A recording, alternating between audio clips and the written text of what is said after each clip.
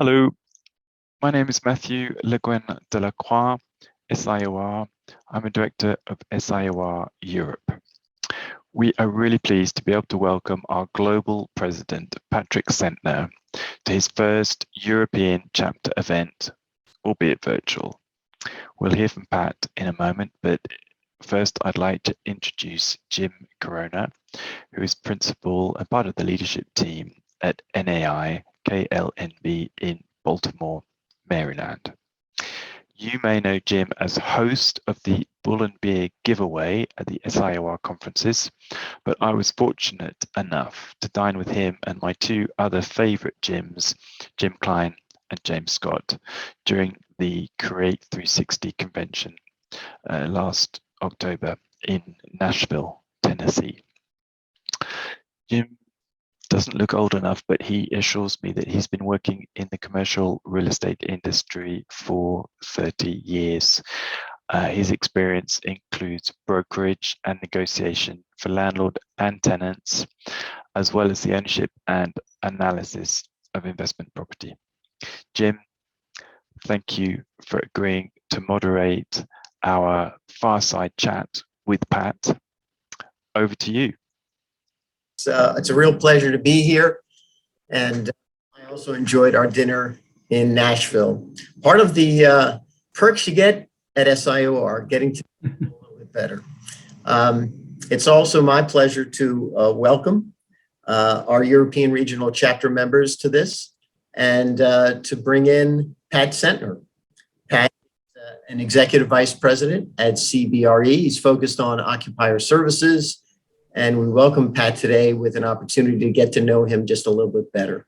So Pat, why don't you kick it off a little bit by giving us a little personal information about yourself. Tell us who you are and where you live and all those good things. Jim, thank you very much. And as excited as I am to be here right now, I am still a little bit disappointed because I had actually purchased the plane tickets to be in Brussels for what we were hoping was going to be an in-person event. But I promise I plan on being in Europe a number of times over the upcoming 10, 11 months. But getting back to your question, Jim, again, my name is Pat Sentner, and I'm blessed to be the 2020 Global President of SIOR. Coincidentally, this is also my 20th year anniversary of being an SIOR, which is kind of cool when you really look at it, because this is an industry that I knew nothing about coming out of college. Started off as a finance major, then ultimately worked at a bank, and candidly was kind of bored. Got married to a lovely wife who I'd been married to for over 26 years. We had some young children. So I said, hey, what's the best thing for me to do? Hey, let's get into commercial real estate brokerage. That's the smart thing to do.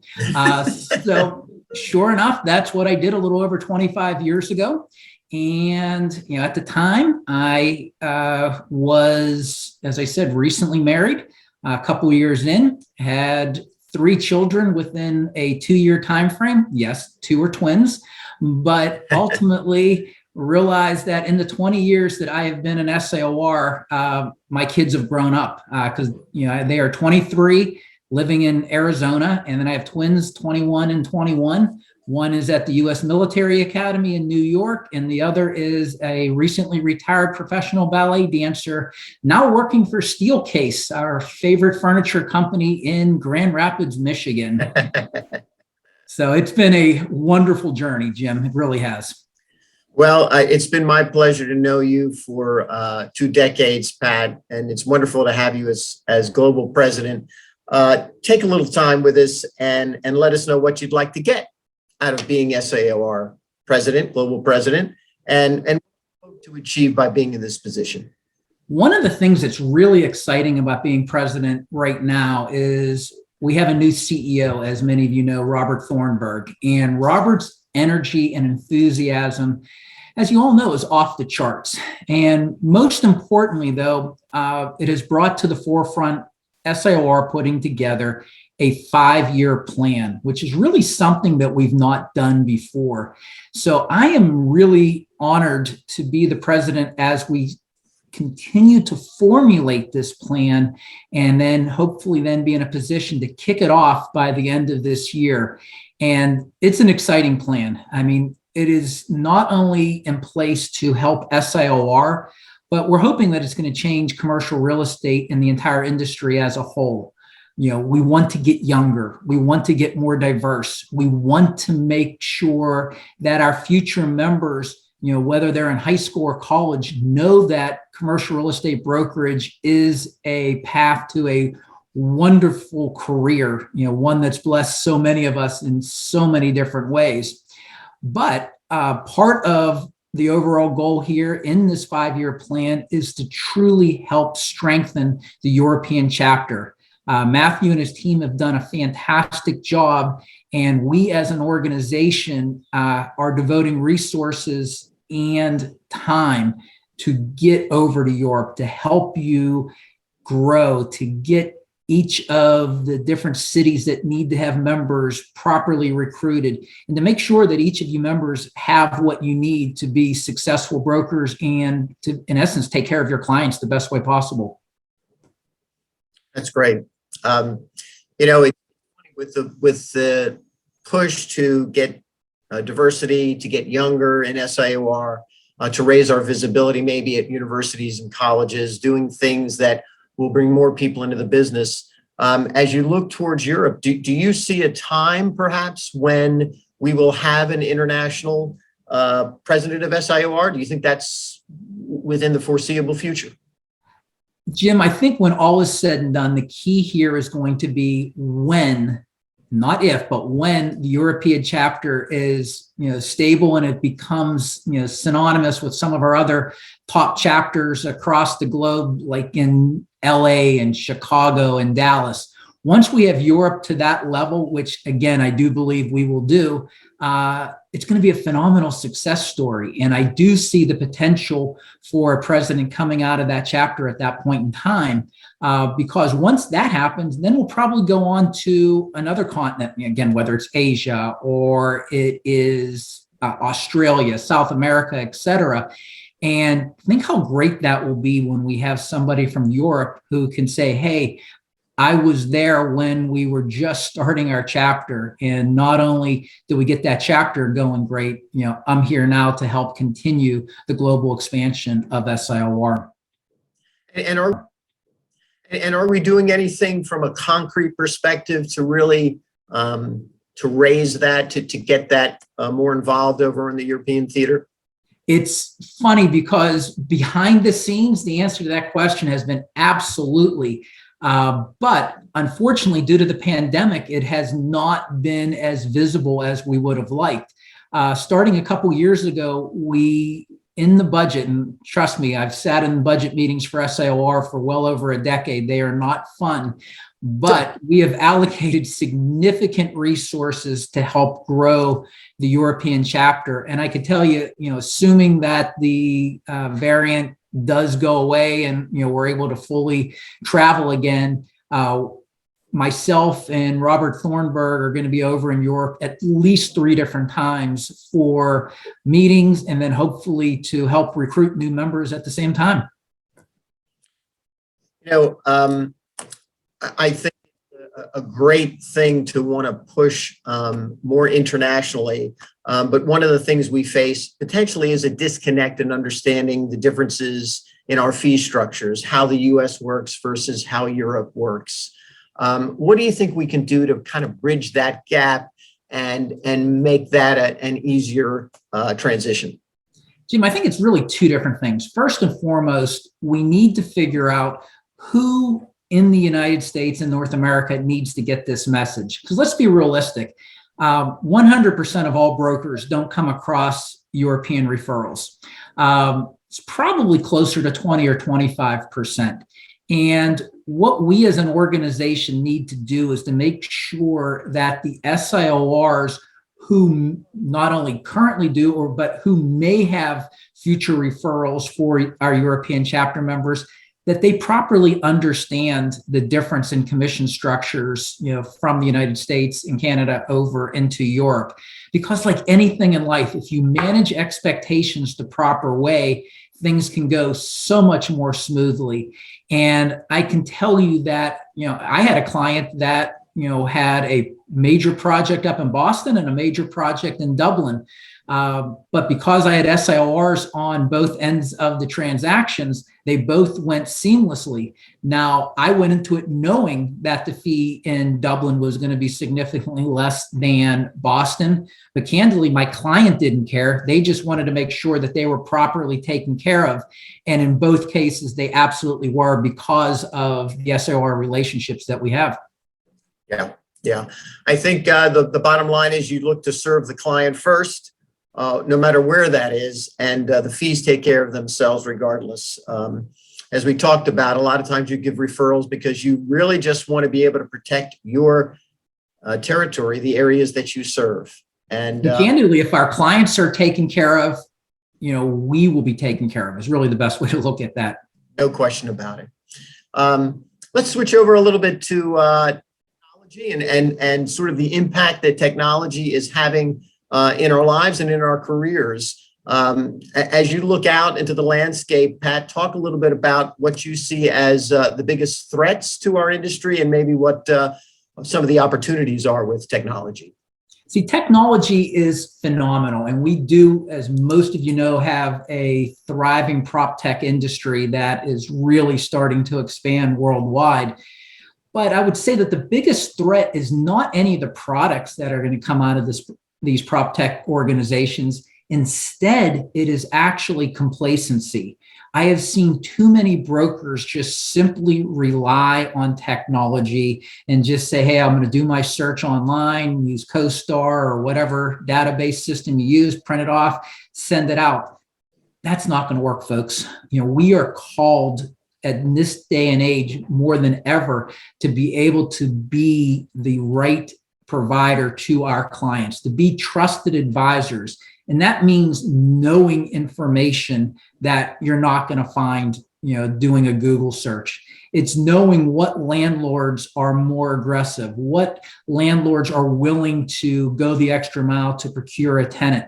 Again, you're not going to find that, in any of the technology. You're only going to find that by actually interacting in your own individual markets, which is what SIORs do best. So technology can save you time. It can provide you with a better opportunity to have more time to interact with other SIORs and to better know your clients.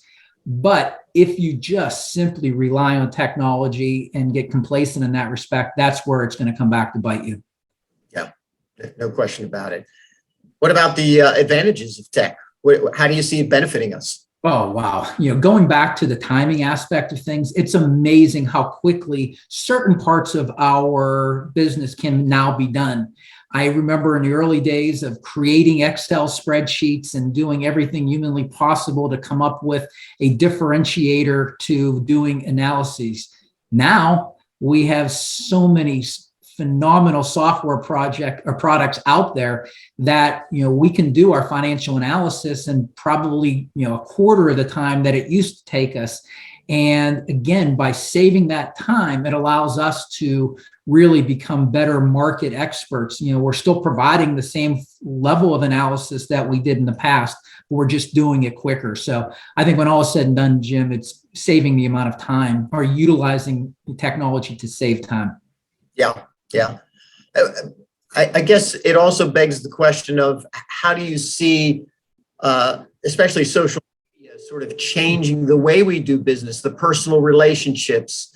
How do you see that impacting our business? Does it make us more distant and apart? Do you think it brings us together? We're doing business a little differently than we used to. Talk a little bit about that, Pat. Jim, if you would have asked me a couple years ago this same question, my answer would have been yes. I'm afraid it is going to create a gap, and it is going to take away the human element that has been so prevalent in our industry. However, after seeing what social media can do, and candidly, when I was first elected vice president of SIOR Global, I was kind of nudged to get more active in social media and specifically LinkedIn and Twitter. And so what I have learned is you are able to interact with people in a manner that you would not have done in the past. You know, there are folks all across the world that I will interact with, you know, via Twitter, for example, that in the past I wouldn't have picked up the phone to talk to them. So that has been a positive, but the biggest positive has been the dissemination of good information. I mean, there are some phenomenal SIOR brokers on social media who provide fantastic content.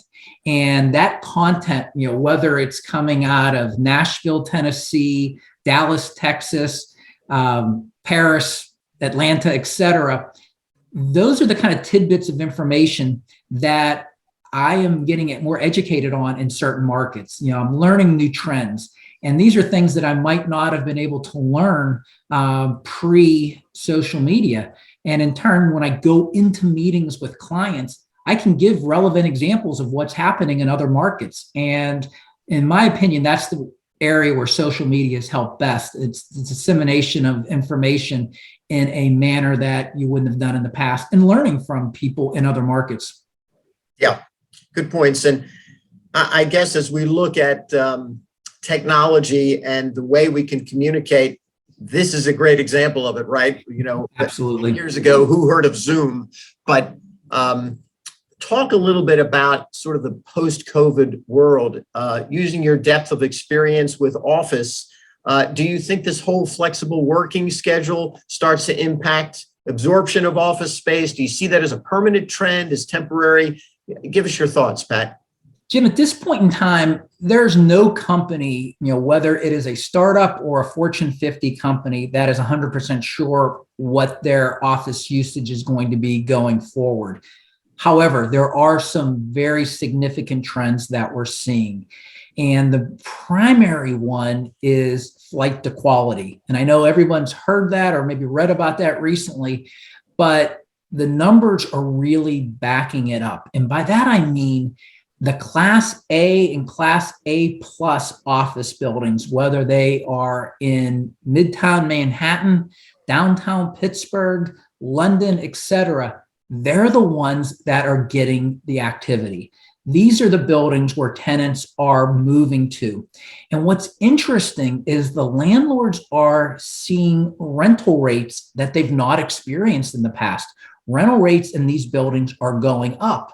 However, the landlords are in fact spending significantly more on improving the space, because what's happening is these companies are creating environments which are designed to bring their employees back in. They want their employees to want to come into the office. And by creating these new high-end collaborative spaces, employees are going to be more prone to want to come back into the office. And at the same time, employers will be able to use this new space as a selling feature to bring in new employees. Now, with that said, companies aren't just carte blanche writing bigger rent checks. So what's happening is they're reducing their office size by 10, 15, 20, even 25 or 30%. And in turn, you know, the big private offices that many of us have had for decades are no longer going to be in place, and they're going to be replaced with more collaborative type areas. And a lot of us old folks might simply say, hey, you know, there's no way I want to be in that type of an environment. But the reality of it is we all know that we can get a lot of work done at home. But when we go into the office, we want to be able to interact with the rest of the people at your company. You want to be able to train younger employees, and you want to be able to learn from, you know, other experts in your particular office. So I do think when all is said and done, companies are probably going to be spending the same rent spend that they had in the past. However, it's going to be with higher rental rates, nicer space, and just less space than what they would have had in the past. Well, your points are really well taken, because although you may look at my background and think that I'm at home, well, I'm not. I'm at the office. Provide a fireplace and wine to drink all day long here at work. So it's a fabulous situation to be in. And that is the one thing that has not actually happened yet. I have not been to an office space where we're uncorking wine on a regular basis. So there have been some benefits to being at home. I sense the Europeans have a speed on that they know the pleasure of drinking. But anyway. We're always behind. Pat, if I can ask you to look into your crystal ball, could I have you comment a little bit on supply chain issues, bottlenecks that we're experiencing? Pardon me. We're seeing supply chain issues all over the world. We're seeing inflation rise. If you look out over the next 12 to 18 months, give us your thoughts on whether you think these issues will unwind themselves in the near term, and if inflation will become stabilized, again, short term. It's interesting, Jim, because I do look at the two issues, supply chain and inflation, being tied together, but also very independent. For example, heard a lot of discussions lately that a big chunk of the supply chain disruption that many of us are seeing currently, food shelves not stocked the way they used to be, et cetera, are actually more of a result of the Omicron variant, and that people, while not going to the hospital like they had in the past, are homesick. So employers do not have access to their full employee base because an employee comes down, tests positive, whether they're showing symptoms or not. They have to be away from the workplace for 5 or 10 days. And this is impacting manufacturing. This is impacting distribution. This is impacting all aspects of the supply chain side. So I do think, assuming that everything continues to trend the way it is, that supply chain will start easing up, supply chain issues will start easing up. And then hopefully by Q1 of 2023, we will be back to at least close to what our normal supply chain has been.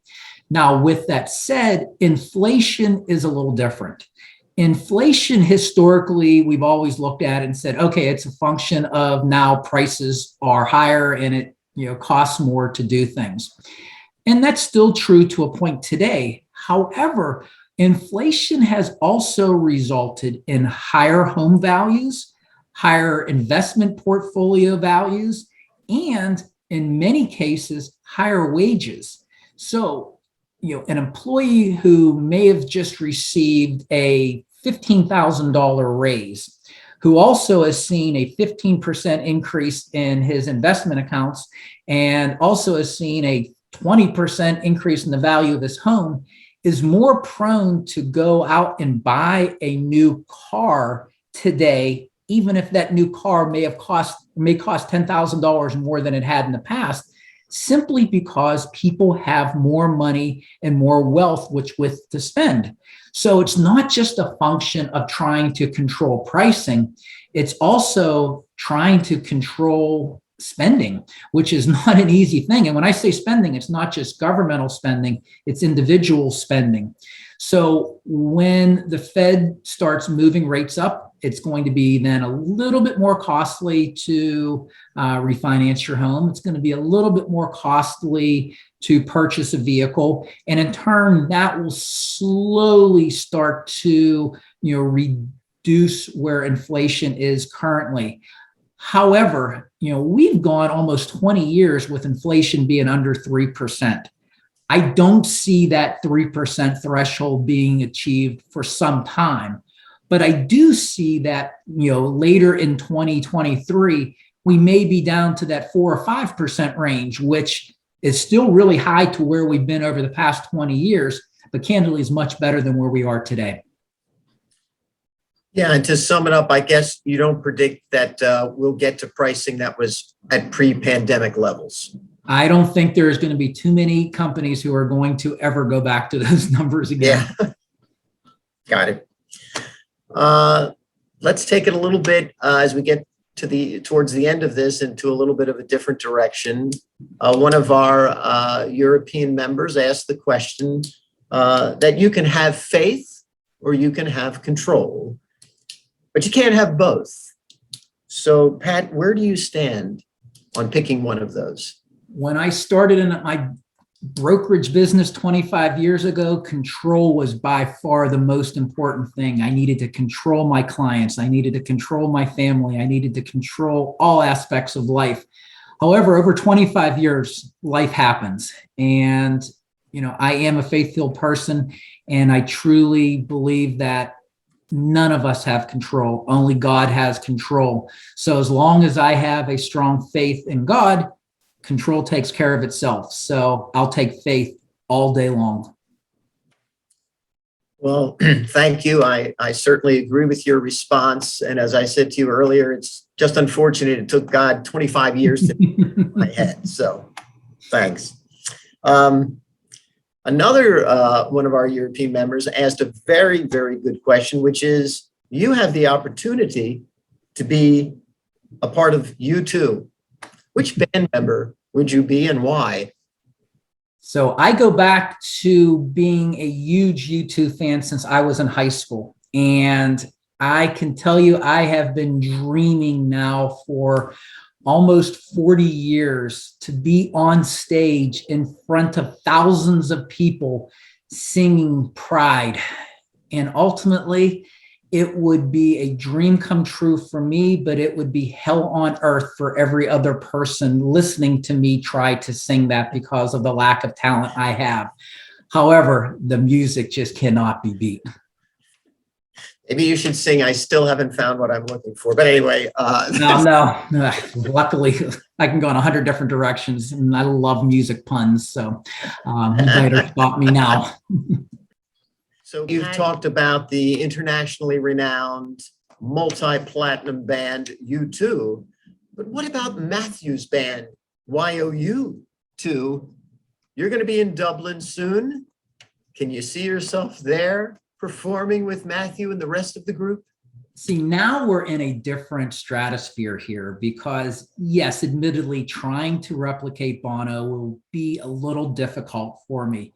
However, the idea of doing a duet with Matthew would truly, truly be a dream come true. And I can only pray to have that opportunity while in Dublin. I know he would appreciate it as well. The thought of a duet with the two of you sounds fabulous. Talk a little bit more about beyond that dream come true, what you'd like to achieve and what you might enjoy by being in Dublin this summer. Jim, there's actually two different things here. So first, from a personal note, two of my grandparents actually came over on the boat to the United States from Galway. And I still have some cousins in Galway, and I've never been there. And I truly want to make sure I spend some time, seeing my cousins where they live and seeing the town. But the other thing, from a business standpoint, I've been really fortunate to have attended events at probably about 20 different chapters throughout the United States where I've got a really wonderful opportunity to meet members, to talk with members, get to know them personally. That's what I want to do with the European chapter. So having that opportunity while in Dublin to meet personally with as many of our European chapter members as possible is really what I'm most excited about. It sounds terrific, Pat. Thank you so much for joining us today. We appreciate our European regional chapter members joining us for this interview, for supplying many of the questions that we had for Pat today. And at this point, I would turn it back over to Matthew. Thank you, Jim. Thank you, Pat.